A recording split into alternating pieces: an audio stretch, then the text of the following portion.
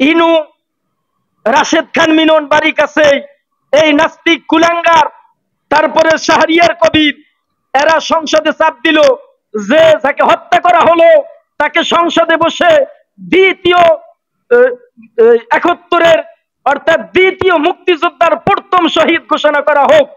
তদানীন্তন প্রধানমন্ত্রী তিনি সংসদে বসে ঘোষণা করলেন, যিনি রাসূলকে চরিত্রহীন বলছে তাকে মুক্তিযোদ্ধার দ্বিতীয় সেক্টরের প্রথম শহীদ বলে ঘোষণা করলাম। জোরে বলি নাউজুবিল্লাহ। এখন আপনার ঈমান যদি থাকে, রাসূলকে যে ব্যক্তি চরিত্রহীন বলছে তাকে আপনি যে ব্যক্তি বলে যে ও প্রথম শহীদ অথবা দ্বিতীয় শহীদ, আর ঈমান আছে? কথা বলেন না কেন? আর ঈমান আছে? রাসূলকে গালি দেয়, আপনি কি বুঝেন? রাসূলের সম্মুখে ওমর আর আবু বকর এর কোন আর উপর সাহাবী আছে? তারা যখন ঝগড়ায় লিপ্ত, ঝগড়া করতে করতে তাদের কণ্ঠস্বর হয়, ফেরেশতা এসে বললেন, আনতাহাবাতা আমালুকুম, আপনি তাদেরকে জানিয়ে দেন যদি আপনার নবীর সম্মুখে তাদের কণ্ঠস্বর উঁচু হয়, আনতাহাবাতা আমালুকুম, তাদের সমস্ত আমলগুলো আল্লাহ মাটির নিচে ফিসে ফেলবে। ওয়া আনতুম লা তাশউরুন, শুধু তাই নয়, তারা কল্পনাও করতে পারবে না। তাহলে আপনি ওমর আর আবু বকর থেকে বড় হয়ে গেলেন। সুতরাং কথা স্পষ্ট, যারা রাসূলের শত্রুকে বলে প্রথম মুক্তিযোদ্ধা বলে, ওদের ঈমান নাই। কি ভাই বিশ্বাস করেন? এরপর দেখেন, 3 মিনিট আছে, না বললে ইসলাম বুঝবেন না। এরপরে দেখেন আলেম ওলামারা কি বলছে। আলেম ওলামা বলছে যে সাইদির মুক্তি চাই। আহমদ শফি সে বলছে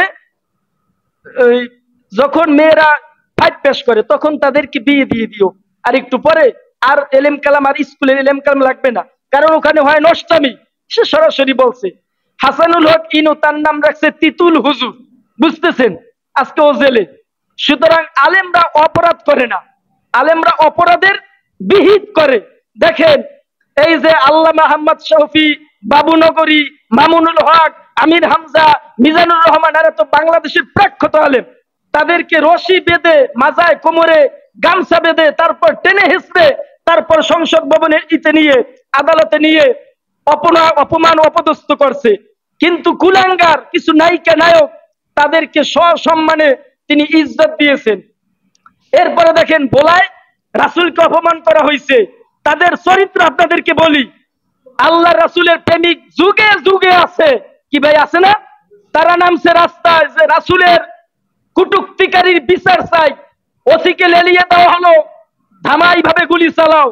সাথে সাথে 6 জনকে দুনিয়া থেকে বিদায় করে দেওয়া হলো। বিবিসির সাংবাদিক তাকে প্রশ্ন করলো, আপনার এই লোকগুলো কি অপরাধ করেছে, তাদেরকে কেন গুলি করে হত্যা করা হলো? তিনি বলছে এরা জঙ্গি। বুঝতেছেন? সত্য এবং কোরআনের কথা বললে ওরা জঙ্গি হিসাবে মুসলমান এবং আলেমদেরকে টর্চার করছে। কি ভাই করছে না? এরপর বলছে আলেমরা ধর্ম বিদ্বেষী।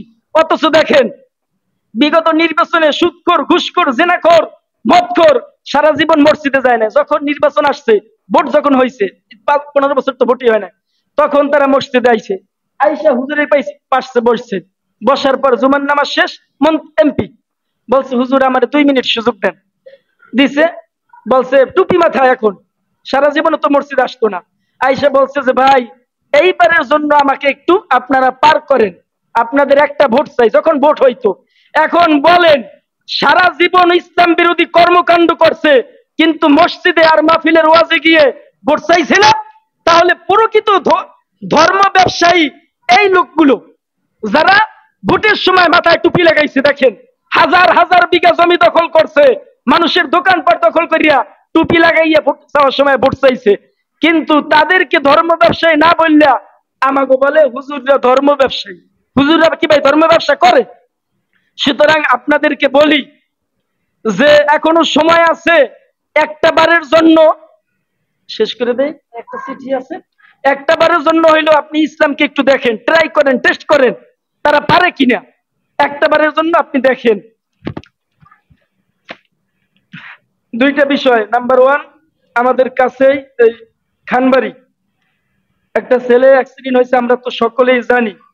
তো দেখেন অ্যাক্সিডেন্ট, দুর্ঘটনা এগুলো কারো হাতে নেই। কি ভাই আছে? আপনি এখন ঢাকা যাচ্ছেন, ফিরে আসতে পারবেন কিনা কেউ জানে না, জানে? এজন্য তাদের বাড়ির পক্ষ থেকে আপনাদের সবার কাছে তারা বিনীত, অর্থাৎ অন্তরের অন্তঃস্থল থেকে ছেলের জন্য আপনারা দোয়া করবেন। আর দ্বিতীয়ত আর একটা বিষয় হচ্ছে, বাংলাদেশ জামাতি ইসলামীর আগামীকাল পিংলাকাঠি একটা কি হবে, মসজিদে একটা কনফারেন্স হবে। সেখানে যারা পারেন তারা ইনশাল্লাহ থাকার চেষ্টা করবেন। আর আপনাদের কাছে শেষ অনুরোধ, আমি আমার বিবেক থেকে যতটুকু পারি ইসলামের জন্য বলি, এবং আমি ভয় পাই না।